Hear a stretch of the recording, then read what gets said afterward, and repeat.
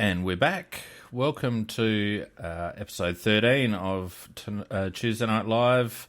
After our mandated collective bargaining agreement week off, we're back, and apparently a few of us are on an extended break because they haven't turned up. So at the moment, it's just welcome to Nikki. How you going, Nick? I'm going good. Yeah, I don't know what all these slackers are doing, but never mind. We'll kick on and hopefully they rock up at some point.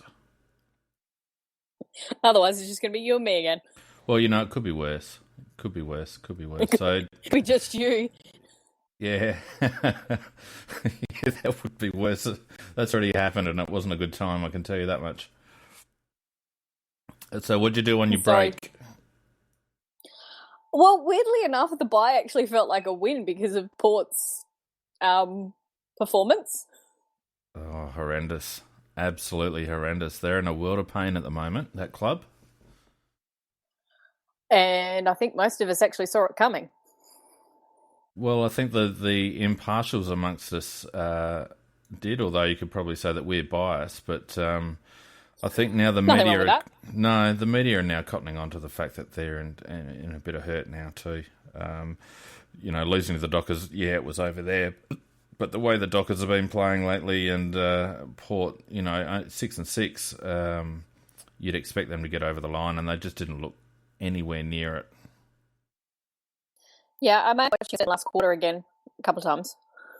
Yeah. All right, well, without further ado, Nikki, I will play your wonderful little intro music and we'll have a chat about what's going on at the moment in the world of the AFL. Awesome.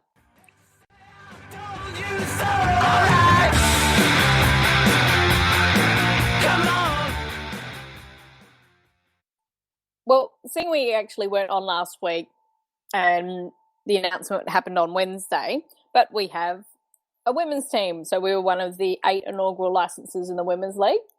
I actually think the AFL's done something quite clever about that in putting it early in the season, because what that then means is that those players go back to their home clubs and their local leagues, and it creates a bit of interest for people to then, oh, hang on, I could do that and join in there.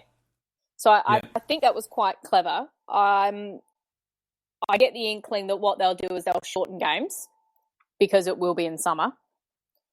So we'll have some, they'll be shortened quarters, I suspect. Yeah. By the sounds of it, though, I was quite impressed with what Freo put together. I think it was a 189-page tender document. Oh. And they were very, very thorough. And what they've actually done is they've linked in with Curtin University and also the local council area.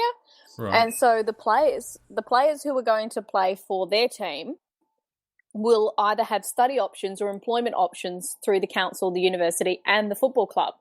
So they weren't just looking at, yes, we're going to have a team and this is a background to it. It's, well, we're actually creating this whole environment around them to actually help support these women as well, because to be fair, it's not a lot of money. I know there was a bit of furor regarding Daisy Pearce's comments that if she couldn't play for Melbourne, she'd have to think about whether she would give the game up or not. And she's basically the best player in the game. Yeah. For the women.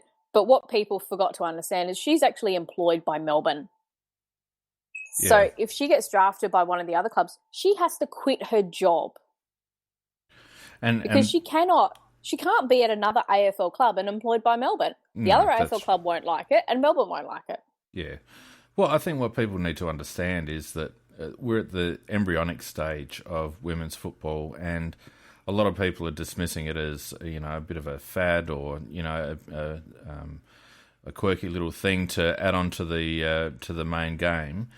But, you know, you've got to look forward in these things, and in 10 years' time, you can see that if they pour enough money into it, and if the clubs that have tendered actually devote enough resources to it, it's a viable league, and it's a league that I think will really serve to grow the game exponentially through both genders, and it's going to cut into netball. Yeah, and netball is probably the biggest, obviously the biggest opponent in women's sport. And I've already heard some comments from the netball people that whilst they're fairly dismissive, you can also hear that their ears are pricked up and that we've got their attention. Soccer's the other one as well. There's a lot of girls who are, I know, on my team, and I think on a lot of other teams who play soccer as well, and that does actually translate quite nicely for them. And even though the Matildas are actually quite good, they're still very limited. That's a very pointy end there. You've got a better chance of actually getting fairly high up in terms of football than you would in the soccer. So you might see a few swapping over from there as well. And, it's interesting because I've heard some comments about, the Matildas getting beaten by some under-15s team or under-16s team or something or other. People need to forget about the comparison between male and female football or male and female sport in general. The women's league needs to stand on its own merits.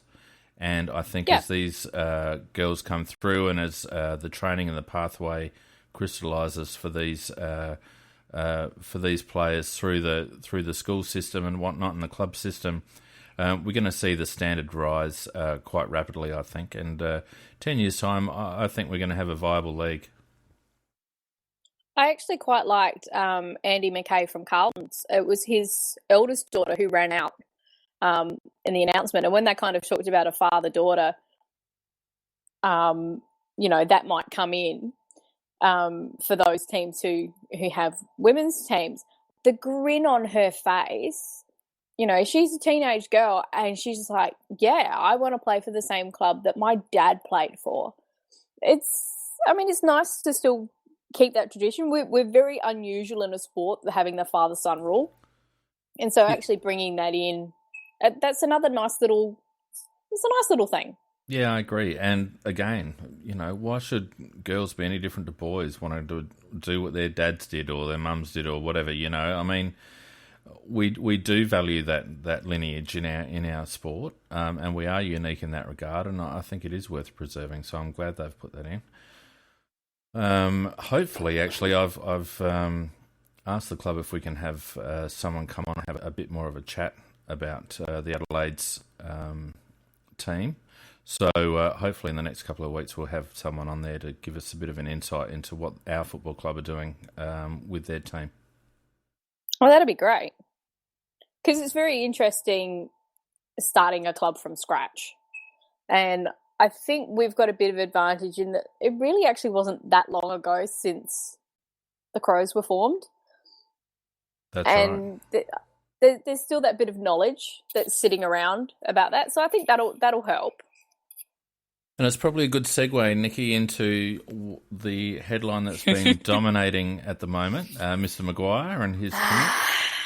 I can't wait to hear your take on this.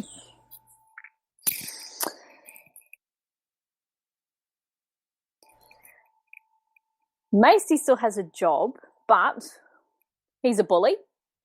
We know that. I'm amazed it took him 4 goes to get the apology right, considering he's had an awful lot of practice at having to do apologies before. Yeah. There's been some comments that, if he said it about a bloke, it wouldn't be a problem. Well, you can't bring that straw man argument in. He didn't say about a bloke. He said it about a woman journalist who he has long had a very contentious relationship with. He does not like being questioned. And I don't always like what Caroline Wilson writes, but I have always respected her as a journalist because she's pretty much always done her research and she backs it up. She is actually quite a quality journalist. A lot of people will disagree on that, but even if you don't agree with her opinions, she's always got a reason behind why she backs it up. The little bullying that he did, and it was essentially bullying, it's just it's not on in this day and age. It's not political correctness gone mad. It is basically having respect for other people. And if you can't have respect for other people, I have very limited respect for you. Well, I think there's two issues at play here, and I think you touched on one. The first one is that Eddie basically played the man. She wrote an article about his tenure at Collingwood coming to an end. He obviously didn't like it. She said quite rightly that it was an opinion piece. It was her opinion, based on things that she'd heard and her own observations. And as you mentioned, Eddie doesn't like being called to question, and that club really needs to be held to account both by its members and the wider AFL community at the moment. So she was doing her job, and Eddie decided to play the man. So that's the first thing, and that in and of itself has nothing to do with gender. Even if it had gone up against, I don't know, Tim Watson or someone like that, he still would have been playing the man. So it's poor form from that regard. But then on top of that, he's got to understand, and this is where Eddie falls down. All the time. In a perfect world, you can make comments about another individual and their gender has nothing to do with it, right? So in a perfect world, we don't say that the Orlando shooting happened at a gay bar. It happened at a bar. You know, we don't say that domestic violence occurs towards women. We say that it occurs against people, right? But unfortunately, we don't live in that world. And Eddie, being a public figure, the leader of a club, the highest profile club in the country, needs to understand that he has an obligation and a role to play in ridding our society, or assisting in ridding our society of domestic violence against women. So, and I have no doubt that Eddie's comments in and of themselves were not intended to be sexist, and they weren't intended to promote domestic violence. But what Eddie doesn't understand is that when he protests on that basis, and I'm sure he has privately, and even his apology was couched in those words, what he doesn't understand is that it's completely hypocritical to donate money to a domestic violence cause, and then on the other hand, be part of the conversation that just allows society to continue to have to tolerate domestic violence against women.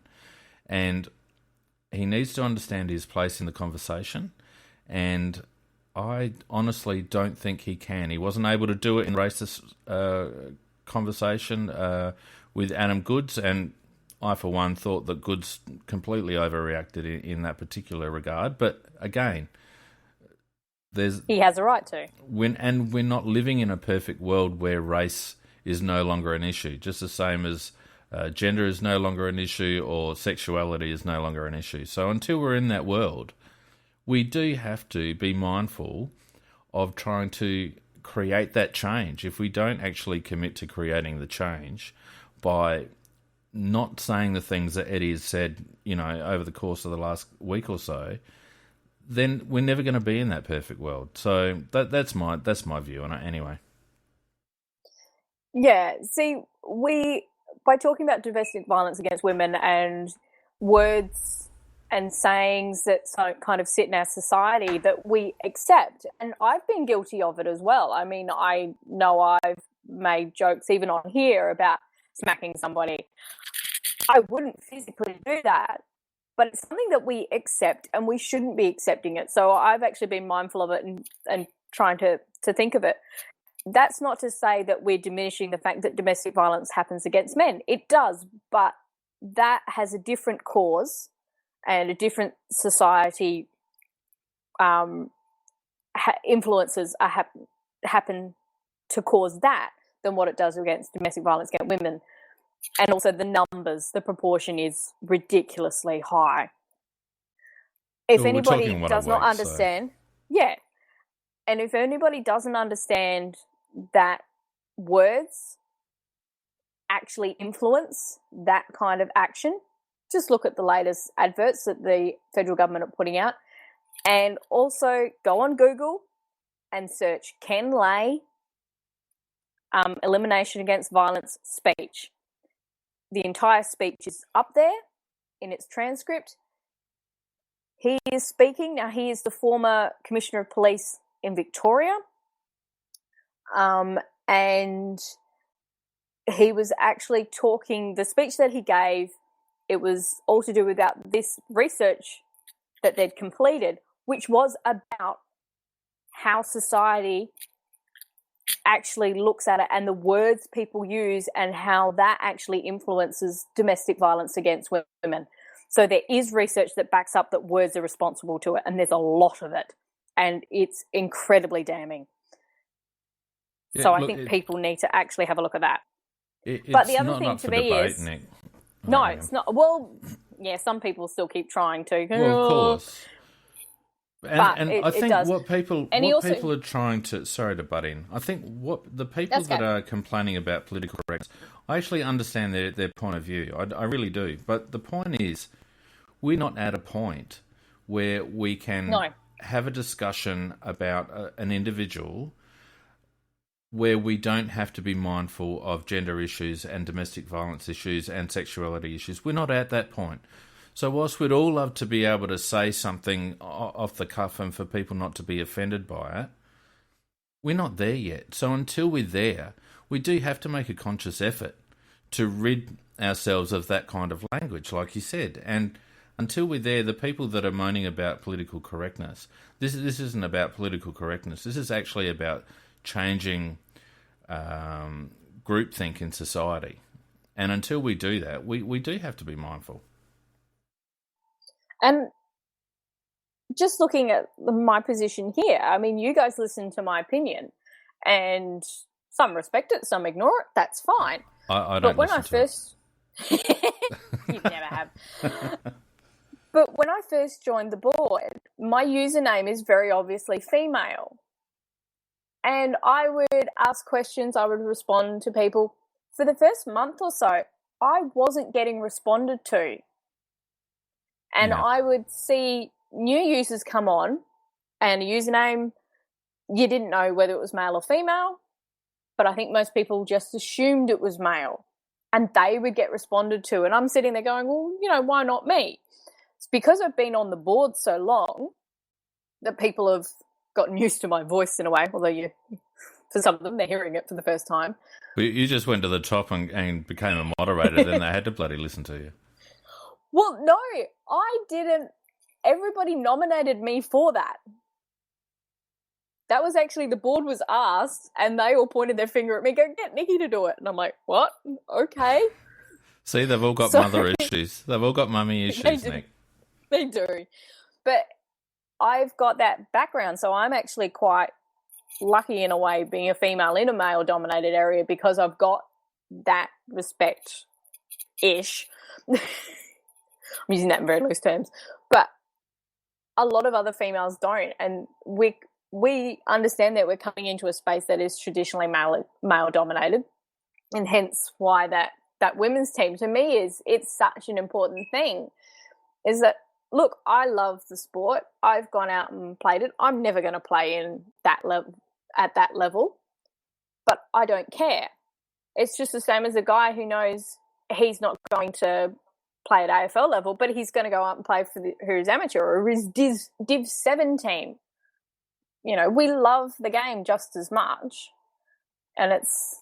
Well, I mean, but you're right. We're not at an equal balance yet. No, that's right. And look, I mean, we need to close this off, but one thing that's really, very philosophical. Well, we're getting quite political, and the one thing that I will say is that I've noticed in this election campaign the difference in language that the Liberals are using towards Shorten as opposed to the last time when Julia Gillard was PM. And I mean, it's stark.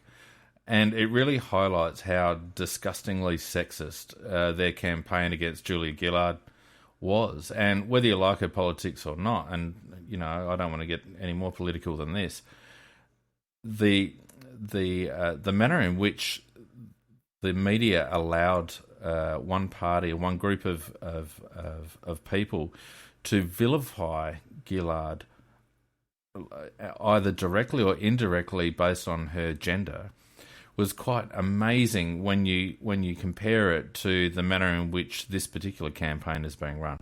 Anyway, Well, should we move on to the next fun thing? Yeah, let's do that. Brad Scott's $30,000 lighter in the pocket. North Melbourne have $50,000 lighter in the pocket for being a bit stupid on Friday night.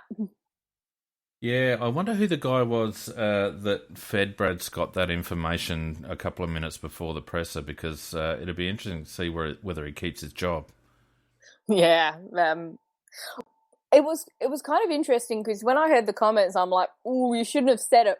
But I remember that free kick in the first quarter that should have gone to Lindsay Thomas, and which on Monday Hayden Kennedy did confirm should have been a free kick to him. Yeah. And then the other one where they said he got him high and they paid the free against him. And I'm just like, he hit him fair and square on the side just because I grabbed his head. I do think Lindsay was hard done by in that game. But, yeah, Brad, that's not the way you go about it. No. Are we going to give Luke Beveridge the Cockwomble Numbnut of the Week award just because he didn't come out and call Brad Scott disgusting? For questioning the umpires? You can't introduce cock-wombling numbnut nominations before I've played the tune, so we'll leave that to later. But yeah, I do agree. I think we've kind of heard the nominees. His silence has been deafening on the whole matter. Look, I think Brad Scott painted himself into a corner when he said that he was coaching his players to draw frees. Yeah.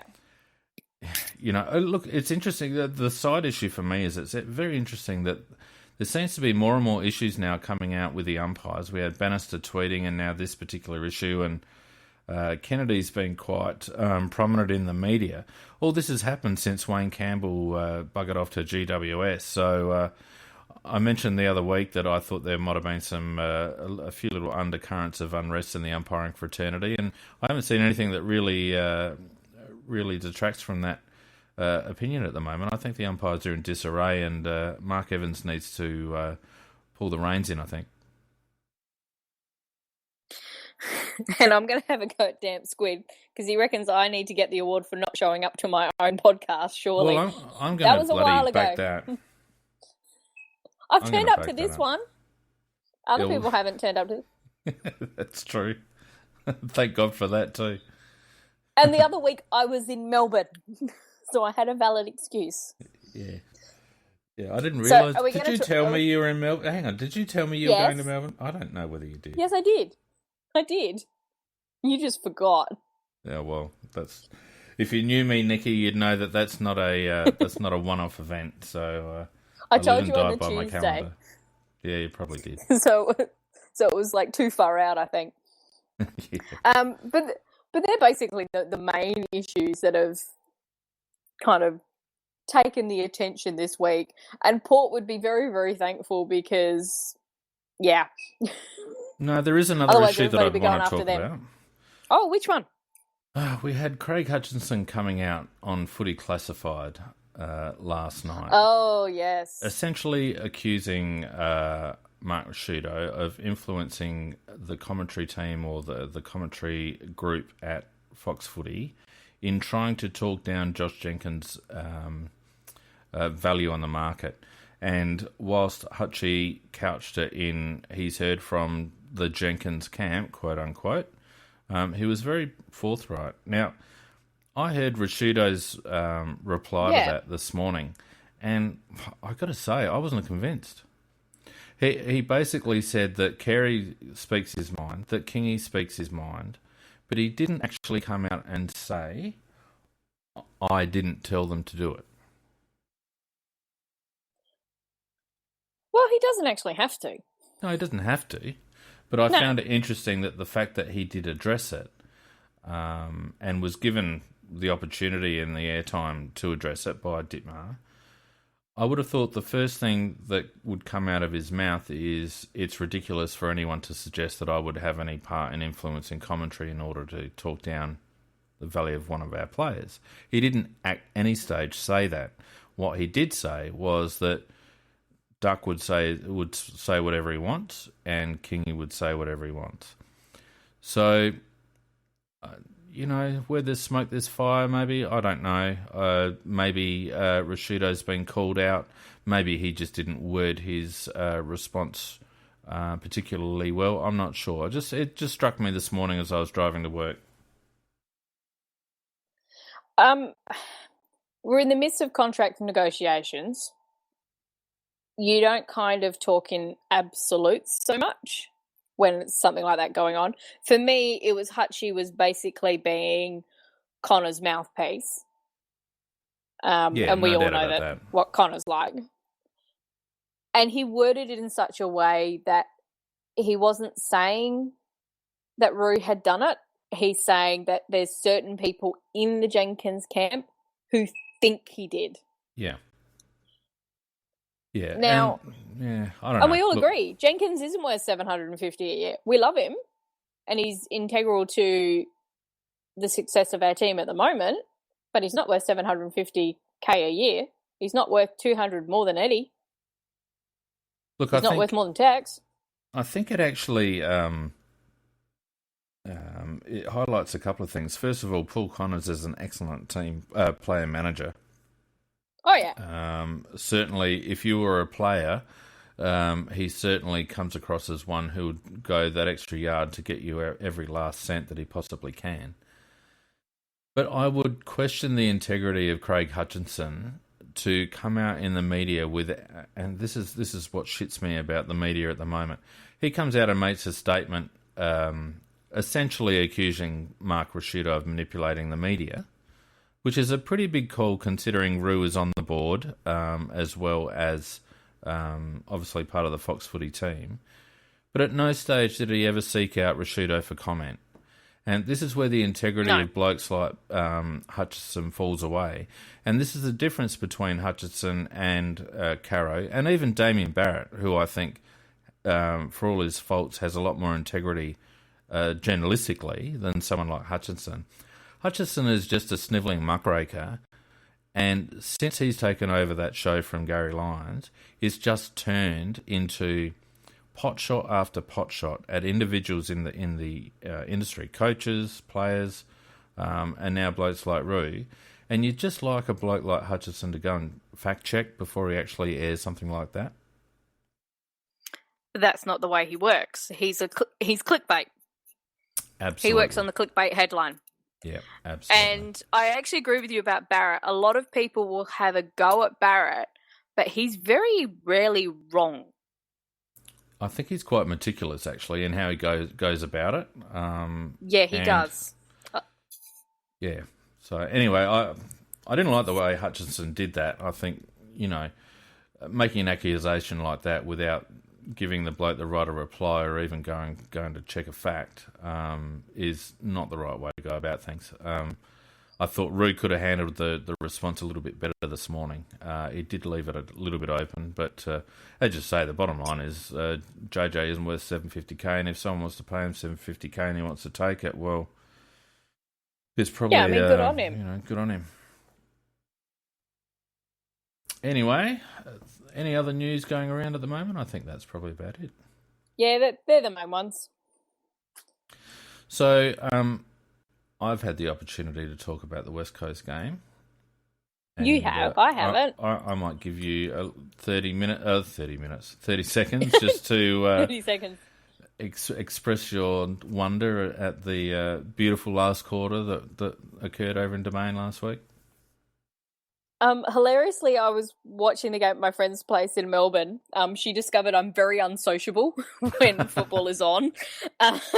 She didn't quite understand. When she's sitting behind me and she's asking questions, I'm not going to turn around. No. I'm going to keep watching the game. Shut up and give me the remote. Yeah. I actually missed the start. I missed Eddie's first goal because I let her watch the end of Lilo and Stitch. Oh, my God. What? Lilo and Stitch? Yeah. We just flicked channels and it was on, so I let her watch the end of that. Okay. All right. Some people like Disney movies. and plus Stitch is kind of hilarious. Okay. I know you're into your cosplay, so... It was really interesting watching that last quarter because I thought the third quarter we definitely started to get the ascendancy. But that last quarter was pretty damn good. And I'm watching it thinking, they're tired. meaning West Coast. Yeah. They couldn't hit targets. So in order to beat us, they have to run that hard. And we wore them out. Yeah, I think you're right. You could see it. You could see it turning even in the second half of the second quarter. Actually, I think there was a little bit there as well. Yeah, we got back to parity in terms of work rate. 2/3 of the way through the second quarter, and then it was a bit of an arm wrestle through the third, and we really tightened up the contest around the ball, and we started to limit their impact at the clearance. And as you say, by the last, they were stuffed, and we just ran all over them. It was fantastic. And I just think the midfield able to pull themselves out the little rut that they had. They weren't playing well. And our coaching staff to actually be able to get them to switch and make some changes within a game is incredibly positive. Yeah, and, for those who haven't seen it, it was highlighted on the board, and I actually heard it live on SEN last, I think it was Friday. David King and Luffy? Luff, that's right. From Champion Data. That's right. Talking about us, more specifically about our recruiting, but the comment was made that the ability by Pikey and the coaching staff to tweak our game plan mid-season to arrest our leaking of inside 50s or defensive 50s.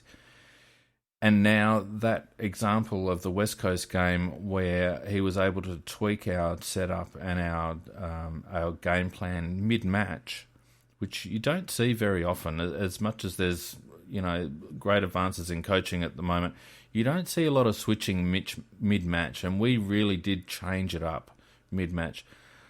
It seems to me that Pike's got very clear messages, and he is able to deliver those messages in a way that the players are able to understand and implement very quickly. Yeah.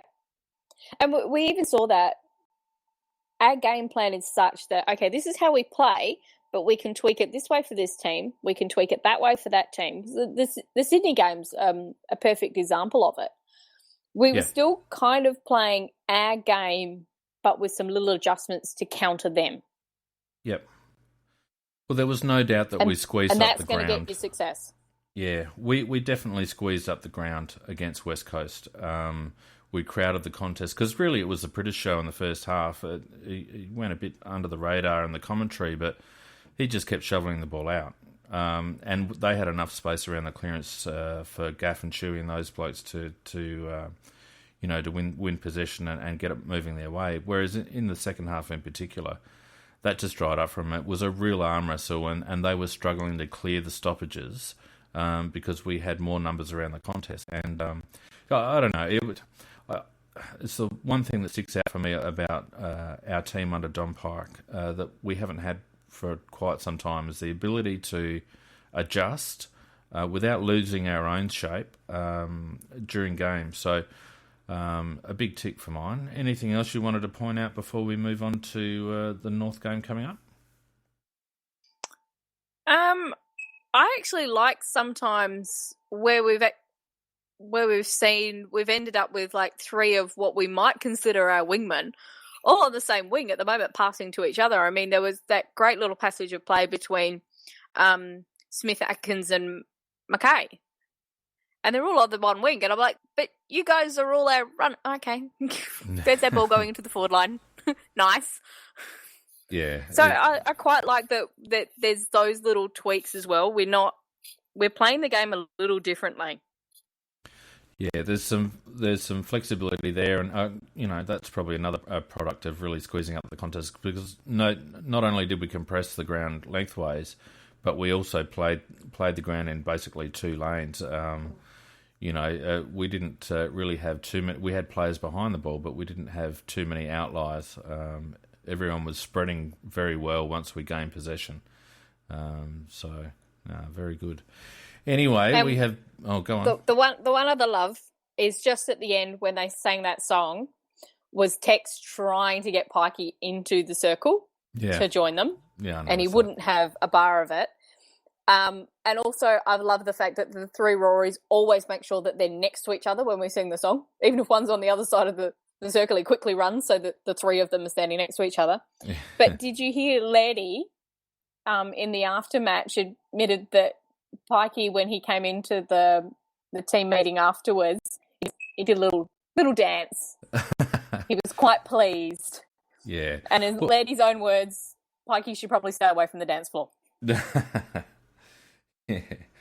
Well, you know, I mean, he had good reason to be pleased. I mean, any win over there is a good win, but to come from, 2-3 goals down, and not really looking in it, to be able to turn it around in the space of a quarter and basically win comfortably and inflict such a demoralising win against a fellow top 8 contender, pretty satisfying, I would have thought, especially against the old club. So, anyway, we have bigger fish to fry this week, and so I'm going to play our nice little intro into our discussion on Thursday night's game against North Melbourne.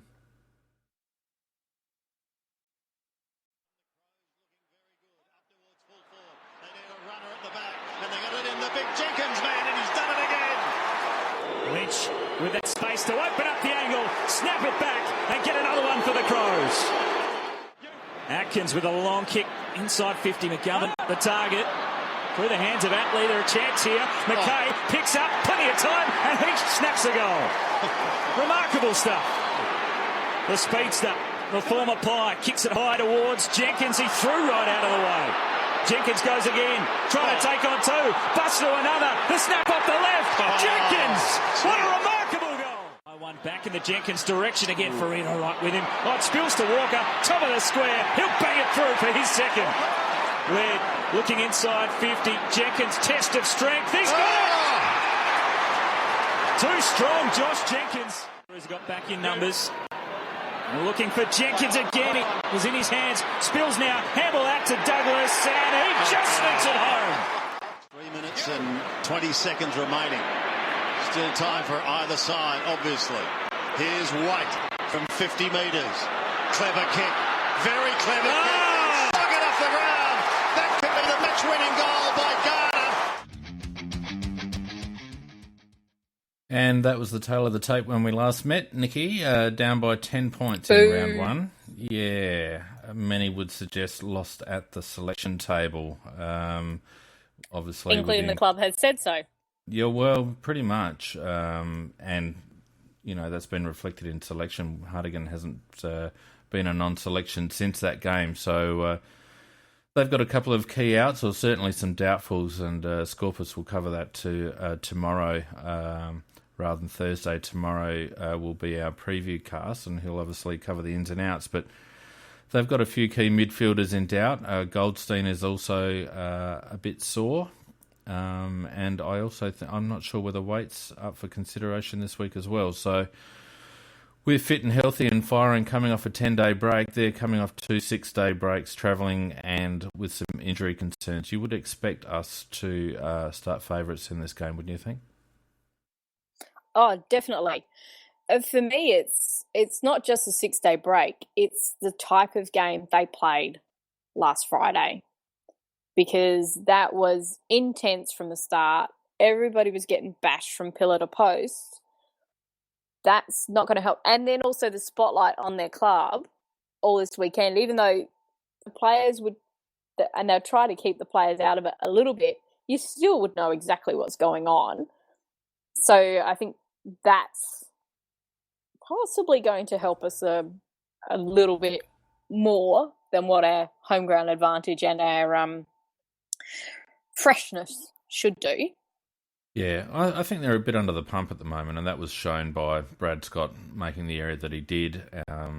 They certainly came out hard against Hawthorn and threw everything at them, and probably should have won the game. And the fact that they didn't win the game is probably just going to add pressure to them, because North can't afford to drop too many more.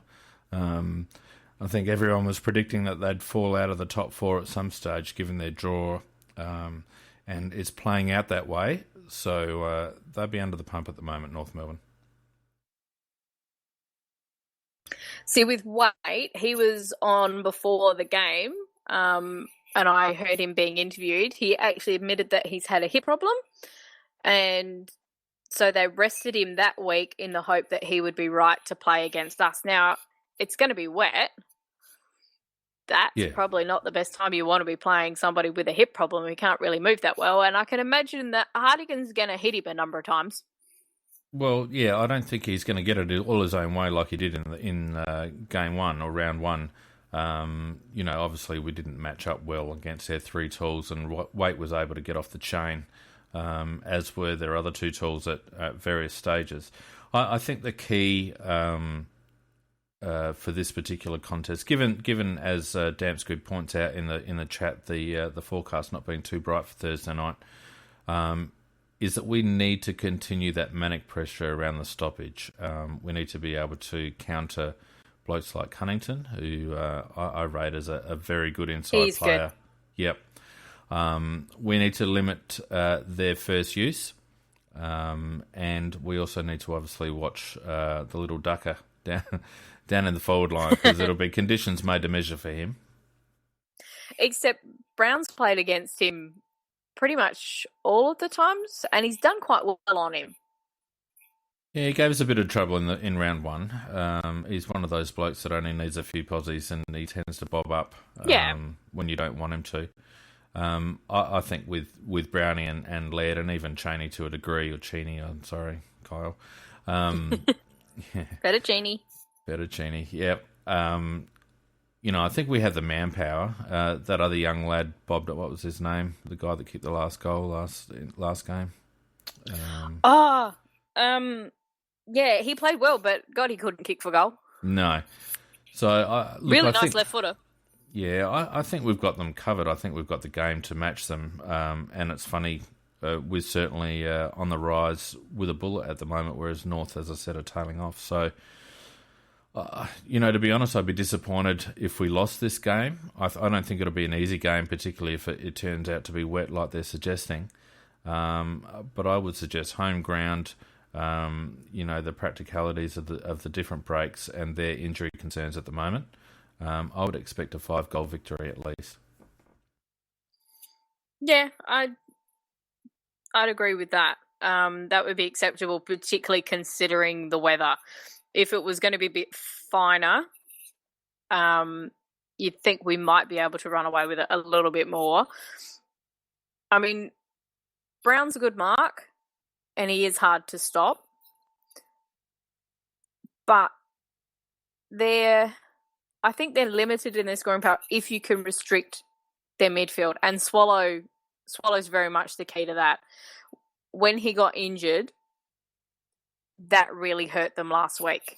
Yeah, because he's very clean. He still came back on, but he just wasn't the same player what he was in pretty much the first half. So I think it's like we did against West Coast. It's going to be our midfield that really are once again going to have to be really mindful while still playing our game to counter theirs. And, I think what I'm more interested in seeing on Thursday night is our intensity. The danger coming off a long break after such a good win. You come back all refreshed in that, but you've forgotten, the intensity that got you in the first place. This game, I think, sets us up for the next half of the season and our run into the finals. And I think it'll be very disappointing if the boys come out flat-footed in the first quarter. I think we need to make a statement that the West Coast Eagles game was the Adelaide Crows, and that's what people can expect from us.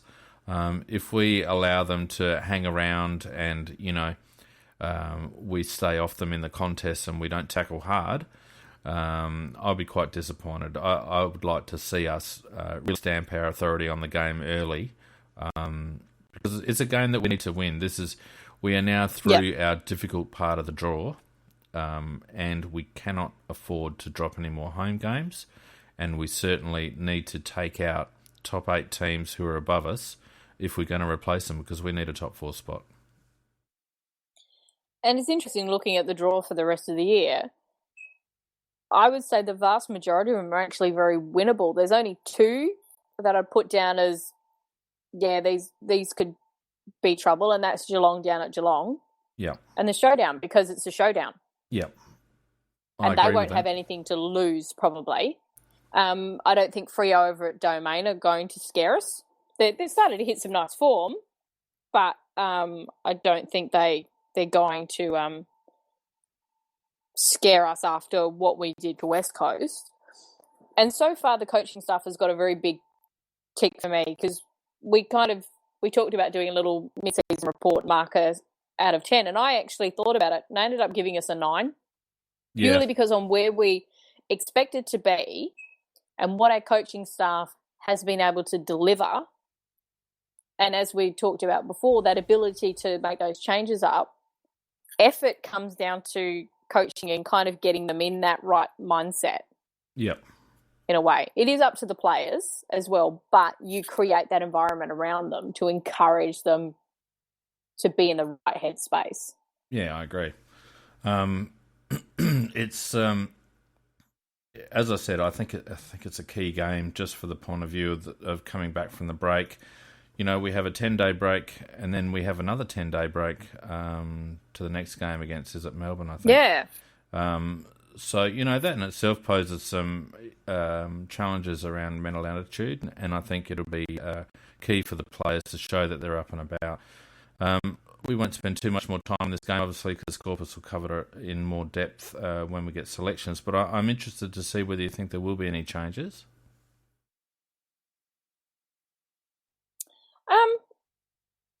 I don't think so. Pike actually said that Brad Crouch is close to really pushing back for selection again. He was quite pleased especially with what he did against Norwood in the SANFL. But you've got to reward that team that did so well against West Coast. And looking at the team that we put against West Coast, they kind of match up quite well against North as well, because West Coast have quite a tall forward line, some damaging smalls. The midfield, they've got some hard runners. We matched up on them. And then it's just that forward line has got to be a nightmare for most opposition teams. They just kind of look at it and go, holy hell, how do we stop all of them? Yeah. I don't expect any changes either this week unless they're forced. Brad would be knocking down the door. I think it was good to see Pikey give him a bit of a tick. I think it's important to keep Brad up and about. And I'd expect him to come in, over the next couple of weeks. Who knows yet. But I think we've got the balance pretty right now. A couple of blokes probably need to pick it up. Dougie in particular, I think, needs to pick up his output. But aside from that, I think we're pretty right. When you talked about the West Coast game, did you think he was doing a defensive job up forward? Because it was very interesting. He was playing on that half forward line, and we know that West Coast are damaging with that run off of the half back line. Yeah, look, I think it's giving Dougie an out to continually say that he was playing a negating role. I can certainly cop it when he was playing through the midfield. But he did play predominantly up forward against West Coast, and whilst he might have had a minding job on a Hearn or someone like that, we need more from Dougie, I reckon. He had the opportunity. He took a couple of nice grabs, kicked a couple of clutch goals. So from that point of view, as a forward, you could say he did his job. But he's a senior player. And he needs to be giving us more, even in a defensive run with capacity. We've seen run with players before get a ton of possessions. For Dougie to not be able to win his own ball, even under those, he needs to be giving us more than single-figure stats. Yeah, we've seen him do that before. That he's done a really good run with roll, and he's been damaging on the other way. It was just very unusual for me to see him playing mostly up forward. It made me think afterwards, was he? Yeah.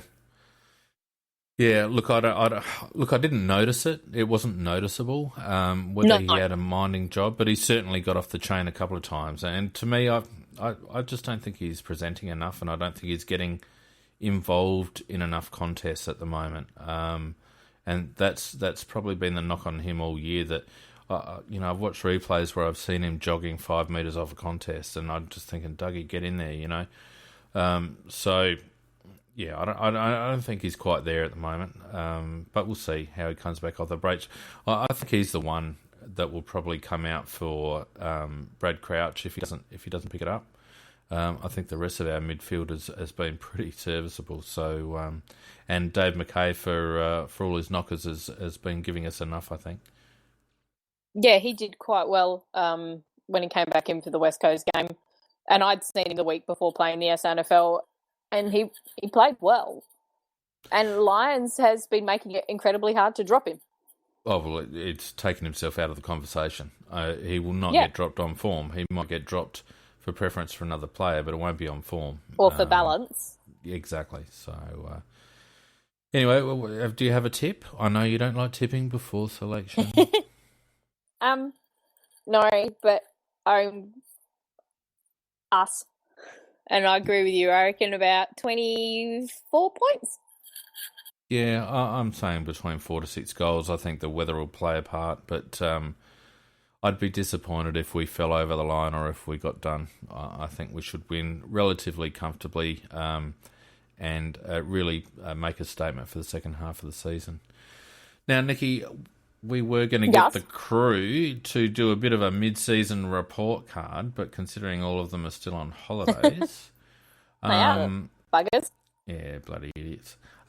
Let's just talk through quickly. I'm interested in your thoughts. So basically, for those listening, I just wanted us to rate our team out of 10 so far, give us our top 10 players and our favourite moments. So what sort of homework have you done for us, Nick? So as I said before, I gave us a 9 out of 10, but that's because where we thought realistically we were going to be after this first initial run, we were a lot better off than what I'd anticipated, and I think most people anticipated. I think the changes in the team are very positive. There's no golden tickets anymore.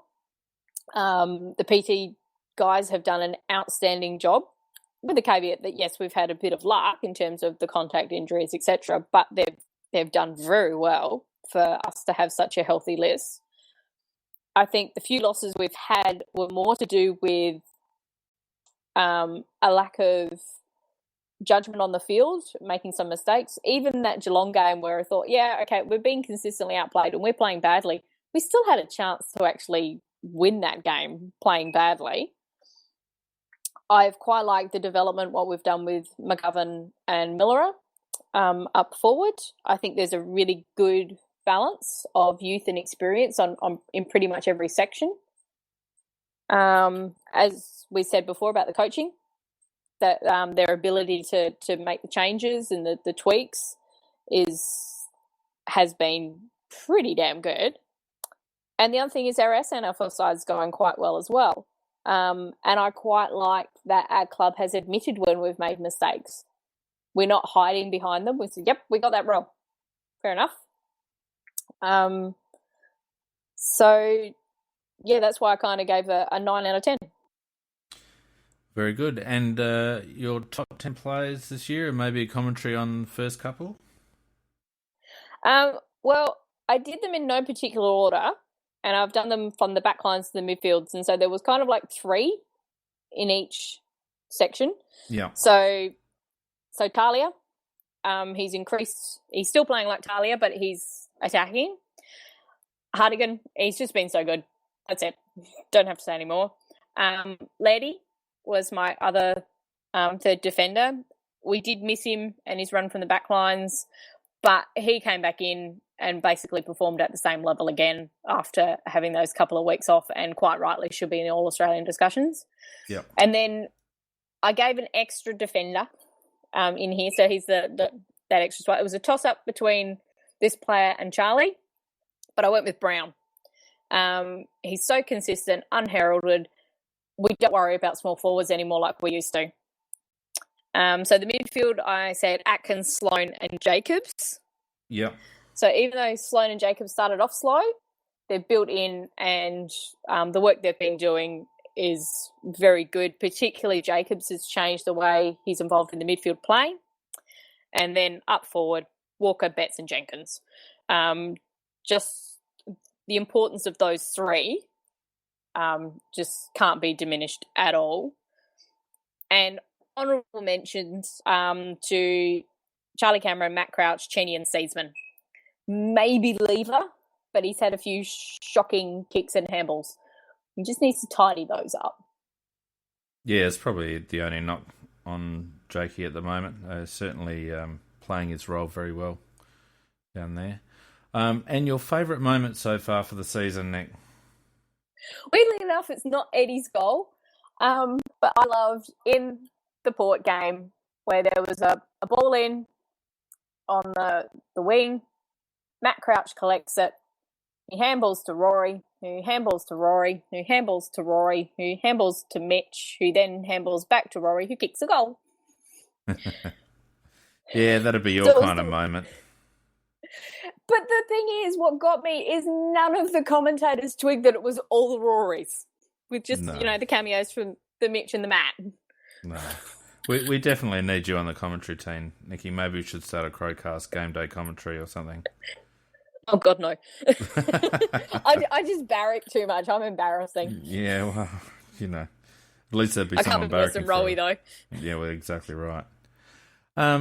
Look, I've given us a 7 out of 10 at the moment. I'm probably a little bit harsher than I could have been, but I feel like we've done everything that's been asked of us. We've only really had one game where I thought we were disappointing, and that was obviously the Geelong game. I felt like every other game we were competitive. I would have given us more points if we'd have won a couple of those close games, because I think that still is a weakness of our team, and something that we're going to have to overcome if we're going to take a flag this year. We're going to have to start winning those close ones, particularly in Melbourne. But as you say, given the draw that we've had, and given where people expected us to be, we've certainly exceeded expectations in that regard. So 7 out of 10 for me, but with an asterisk saying that it's a very good 7 out of 10. My top 10 players, Sloaney I think has been our best so far. I just think the bloke does not stop working, and whilst he's not dazzling in terms of his skills, and whilst he's, some would say that he's workmanlike, the fact is that the thing that epitomised for me, Sloaney's impact on the team is when he went back with the flight and contested against Nat Newey late in the game against West Coast. You could have forgiven the guy for not making that contest. No one else was going to make that contest. But he came from a long way back and knew he was going to get hurt, did get hurt, and yet, again, it was pivotal in us not allowing them a forward 50 entry, and it was at a point where the game was still up for grabs, and that's just how Sloaney plays. I reckon he's a fantastic. Lairdy, I think, is number 2. I think we saw the value of Lairdy actually more so when he wasn't there.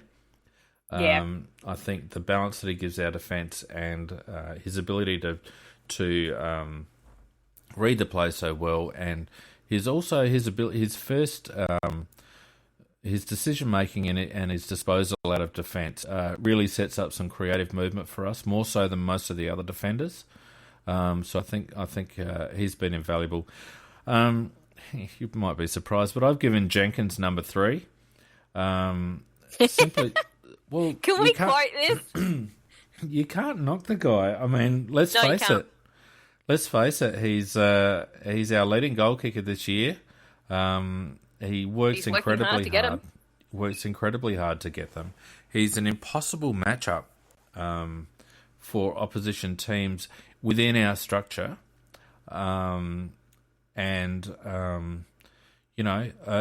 he's certainly. I think he is the X factor in our forward line. People talk about Betts and all that. They're stock standard players. You know what you're going to get from Tex.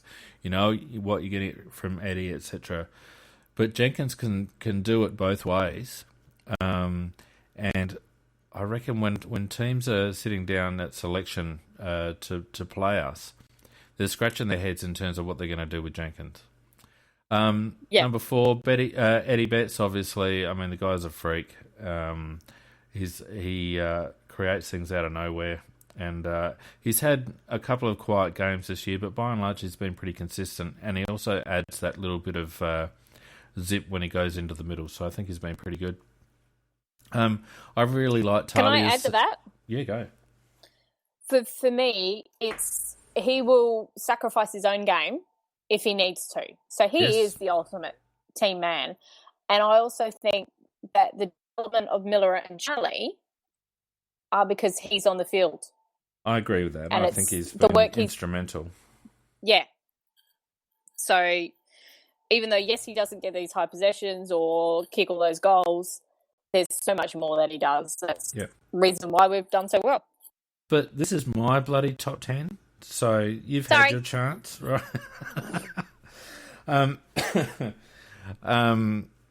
I've really liked Talia's season. I think the fact that he's been able to add intercept marking to his game, his possession count is up, his marking's up. So he's no longer just that dour shutdown defender. He hasn't lost any of that, but he's been able to add more strings to his bow. And why he isn't more prominent in the All-Australian conversation to date is just indicative of how the media don't spread their binoculars further than the Victorian borders at the moment, because he shits all over the other contenders for All-Australian centre-half back as far as I'm concerned at the moment. Lynchy, I think his season's been underrated. I think when he's quiet and when teams target him, it really affects our transition into forward 50. So I think he's done pretty well. Rory Atkins, for me, has probably been the most improved. I love his poise around the contest. I love the fact that he's been able to step up and play confidently and play his role. But I just love the fact that he's got time. And he's only going to get better. I want to see him in another 50 games. He's just going to get better. Scotty Thompson continues to defy Father Time. And I reckon his best game was his last. He really tightened the screws on Pritis. And I think it was his physicality in the contest in that game that really helped us arrest the disparity in the clearance numbers and get back on top. So I reckon Scotty's done all right, and probably created a few selection headaches, because I don't think we expected him to continue to be playing as well. You'd love him to be able to run two ways, but you're not going to get that from Tomo. But if he can continue to provide the body around the contest, then I don't think we're losing too much there. Hardigan, I agree with you. I think, obviously we've talked about the last time we met the Roos. I think he's been rock solid. He, at times, he seems like he's playing a little bit on the edge and just about to lose his shit and make an error, but by and large, he's been very good. So I've liked his season. And I think Matty Crouch too. It's not to be underestimated. Matty Crouch is racking up good numbers. He's only a young player. But he is getting the ball, and I think he's really growing into that role as the distributor. And I've liked his season. I think also mentions to Seasman, who's come into the team and done pretty good and been probably better defensively than what I expected. He's had some good tackle numbers, and he does work back very well. So I think he's been pretty good, and been integral to our running off and rebound off halfback. So they're my 10. And my favourite moment, Nick, was the team song after the West Coast game. And the reason being that if you wind back 12 months, and I don't want to harp on this, but if you wind back 12 months to that very same stadium, and then you compare that to how we went off the ground last game versus West Coast, it really shows the mettle of the group, the mateship and teamsmanship in the group, and the progress that we've made after such a tragic and ridiculously sad set of circumstances. And I just sat back and watched and thought, geez, it's an amazing effort from our club to bounce back and to be going as well as we are. And it's a real credit to everyone at the club, as players, coaches, administration, the whole lot.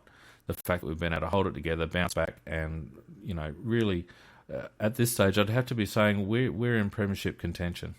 So kudos to everyone down there, and that's why we love our footy club, right? Very much so. And as Stamp Scoop said, it's hard to pick a top 10 when we're playing good team footy because I can't argue with any that you picked, and you couldn't really argue with the ones that I did. No, that's right. Either. That's right. And that's what makes us a hard team to beat, and why we're in contention is everybody is playing their role, they're pulling their weight, and we don't really have any dead wood. And it is the ethos that Pike is trying to instill at the moment. Team footy. Team first.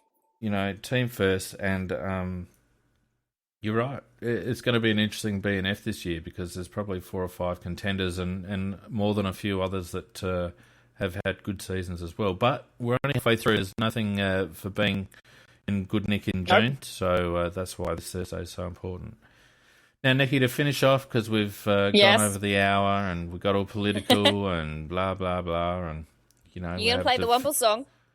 I'm going to play the Womble song. One moment, please.